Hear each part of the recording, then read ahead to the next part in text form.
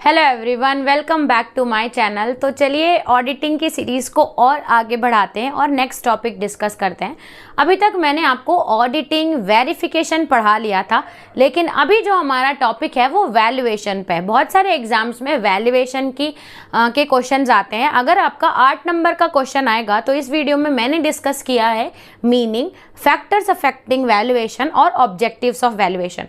8 number के question में ये लिख सकते हैं, या इस वीडियो में मैं आपको एज ए डिटेल में समझाऊंगी कि कुछ और भी आएगा तो आप अपने ओन वर्ड्स में आंसर बना के लिख सकते हैं। तो चलिए स्टार्ट करते हैं। सबसे पहले मैं आपको ये बताऊंगी कि वेरिफिकेशन और वैल्यूएशन में अंतर क्या है। वेरिफिकेशन में हम बस फिजिकली वेरीफाई करते हैं कि क्या वो एसेट लाइबिलिटीज एक्चुअल में प्रेजेंट है कि नहीं, बस उनका हम एग्जिस्टेंस चेक करते हैं, वो होता है वेरीफाई करना।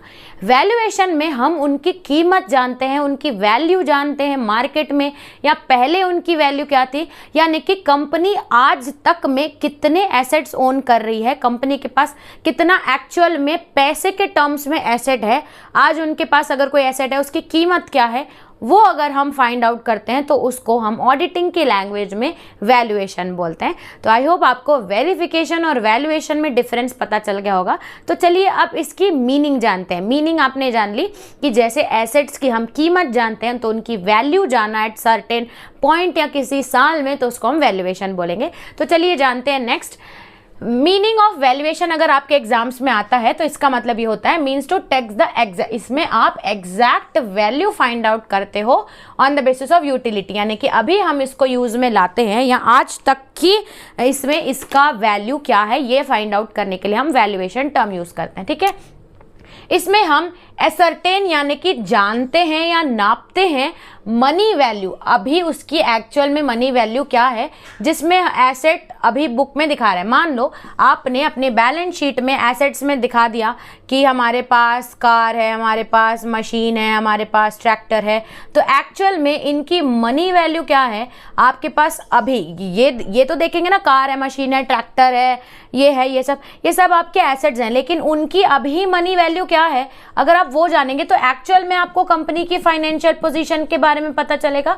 तो इसीलिए मनी वैल्यू के टर्म्स में जानना, जो बुक्स में अकाउंट्स में एसेट दिखाए गए हैं उनको हम वैल्यूएशन बोलते हैं।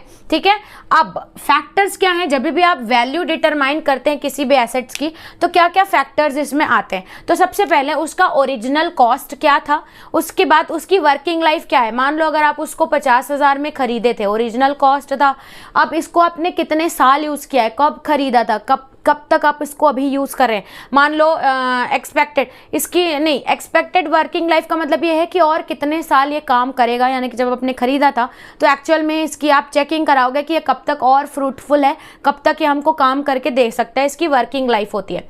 फिर क्वांटम वियर एंड टियर, यानी कि अभी तक आपने उसका कितना यूज कर चुके हो, नॉर्मल वियर एंड टियर कितनी बार बनवा चुके हो, कितना उसका यूज हो चुका है, वो होता है।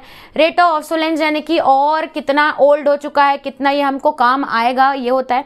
फिर स्क्रैप और ब्रेकअप वैल्यू, यानी कि अगर आप अभी इसको बेचें, यानी कि इतने साल की यूज के बाद या रिपेयर के बाद, तो अभी इसकी स्क्रैप और ब्रेकअप वैल्यू, अभी मान लो आपने 50 में खरीदा था, 3 साल यूज किया, कुछ बनवा भी लिया, तो अभी इसकी वैल्यू, फॉर इफ एग्जाम्पल मैं दे रही हूँ, अगर इसकी मार्केट में स्क्रैप वैल्यू 20,000 है, यानी कि अब अगर आप इसको बेचोगे तो 20,000 जाएगी। ठीक है, तो इसमें हम वो एसेट तो है, लेकिन एसेट कब खरीदा था ये तो हमको नहीं पता, इसलिए हम वैल्यूएशन में हम ये जानते हैं कि कंपनी के जो एसेट हैं उनकी कीमत अभी प्रेजेंट डेट में क्या है। ठीक है, तो ये था आपका मीनिंग और फैक्टर्स डिटर्मिनेशन वैल्यू। अब ऑब्जेक्टिव्स पूछेगा, तो ऑब्जेक्टिव्स में अभी आपको कंसेप्ट समझने के बाद आप थोड़ा बहुत बता पा रहे होंगे कि ऑब्जेक्टिव्स क्या हैं। तो सबसे पहला, ये हमको डिफरेंट जो हमारे एसेट हैं एक्चुअल में एग्जिस्ट कर रहे हैं उनकी वैल्यू जानने में मदद करता है वैल्यूएशन। पहला पॉइंट हो गया, बैलेंस शीट में जो भी एसेट है उसकी मदद जानेगा। उसके बाद उसका कॉस्ट और मार्केट वैल्यू क्या है, आपने उसको कितने में खरीदा था और आप कितना बैलेंस शीट में उसकी वैल्यू अभी दिखा रहे हैं, और मार्केट वैल्यू क्या है, ये फाइंड आउट करने के लिए भी हम वैल्यूएशन करते हैं।